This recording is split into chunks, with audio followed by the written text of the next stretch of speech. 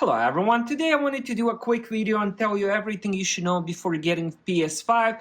First thing first, let's start with the different editions of PS5. There's 4 different ones. So it comes with the standard original PS5, disc edition, standard original digital edition. Then we have the new PS5 Slims. We also have the disc edition and the digital. So there's 4 overall. Whichever option you go with graphically, it's all the same gameplay. Now there's a little bit of difference in storages. The PS5 Slim digital and the disc version comes with 1 terabyte storage, and the original standard PS5 disc and digital comes with 825 gigabytes. So keep that in mind. Not a big difference, 160-80 gigabytes between the two.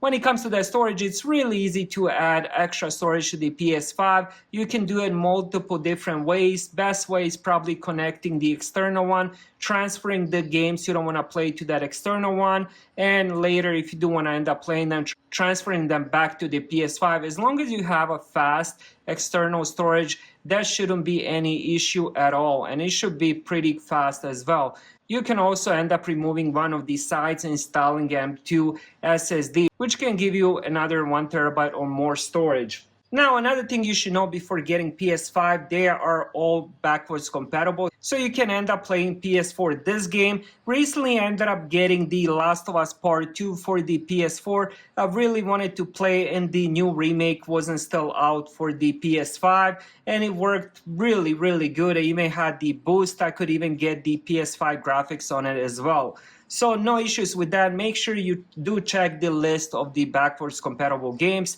Of course, you will be able to play PS3 games, but again, make sure it's backwards compatible.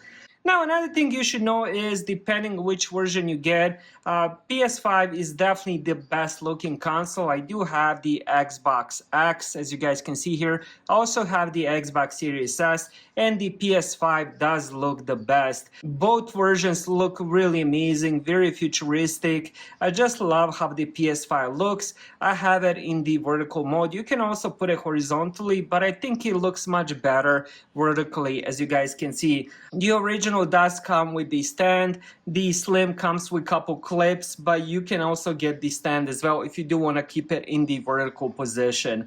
Another thing that I love about the PS5 is the controller. As I already mentioned, I have the Xbox One, it's right here, but the PS5 is so much better, so many more features and all that. Here is how it looks. Now you will be getting the white one, which is the standard for whichever console you end up getting. Some cool things about it is it does have a built-in microphone, also built-in speaker, which is pretty interesting.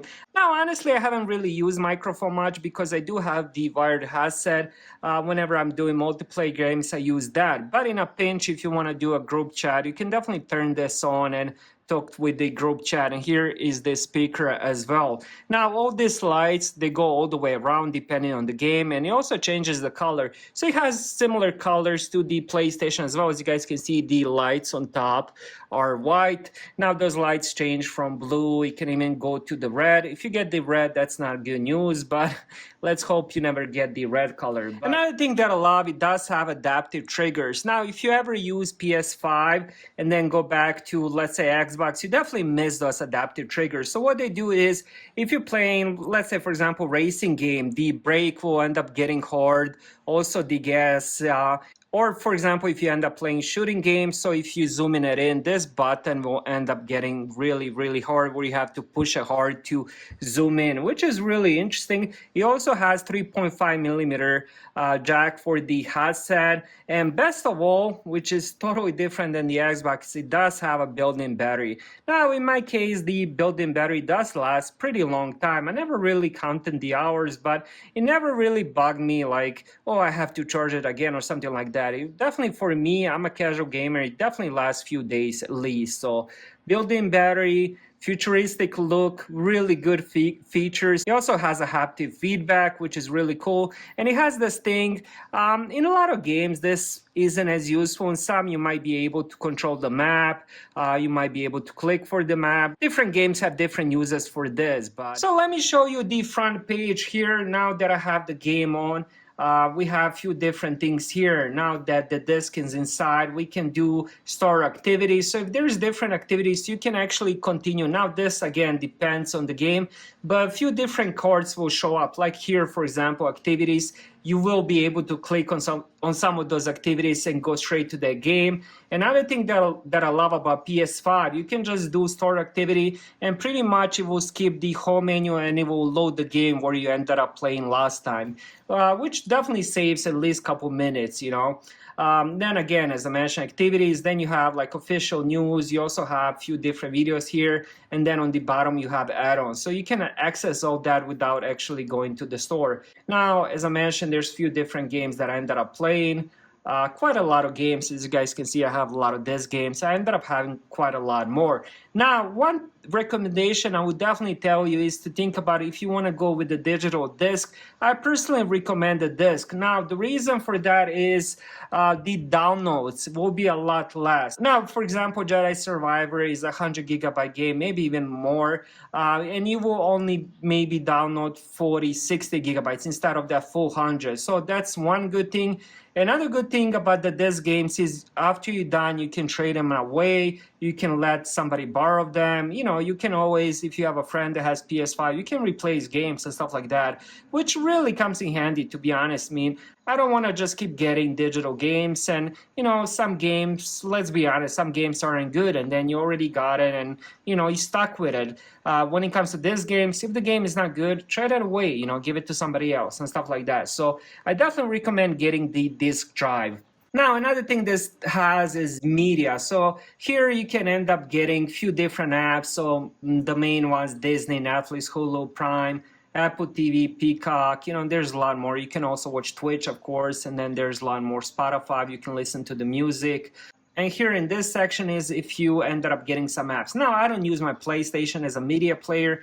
I do have Smart TV for that. I also have Apple TV, so that's what I use. But don't have that if PS5 is your main device. You can definitely end up watching Netflix and all your shows. And as I mentioned, this is a 4K, so you can watch 4K Netflix, movies, TV shows, and so on and so on.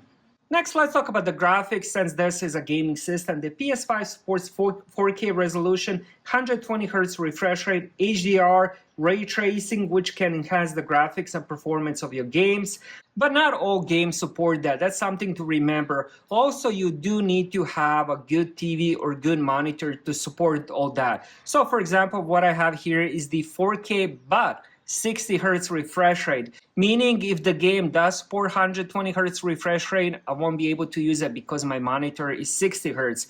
But if, for example, if you do have 120 Hz 4K TV, the game might not support 120 Hz. So definitely something to look into, maybe some of your favorite games to see what supports it. Also, if you do have regular 4K TV or monitor like me, 60 Hz, then you're going to be stuck with that until you get something else. Now, the PS5 can also upscale to 8K. But as I keep saying in my video, I don't know anybody who has 8K TV. I mean, those TVs aren't that common. Maybe in a few years, sure. But for now, you know, not many people have 8K TV. So it's cool that it can upscale to that. But again, it's not that usable for most of the people. Now, another thing I wanted to talk about is the storage. So you guys can see how big some games are. Now, all of these games are physical disc games. So, for example, Resident Evil Village, 31.59 on storage. Marvel Spider-Man 40 gigabytes, 39, almost 40 gigabytes. Ghost of Tsushima 60 gigabytes. And then we have The Last of Us Part 1, which is a must play, 67 gigabytes. Resident Evil 4 63.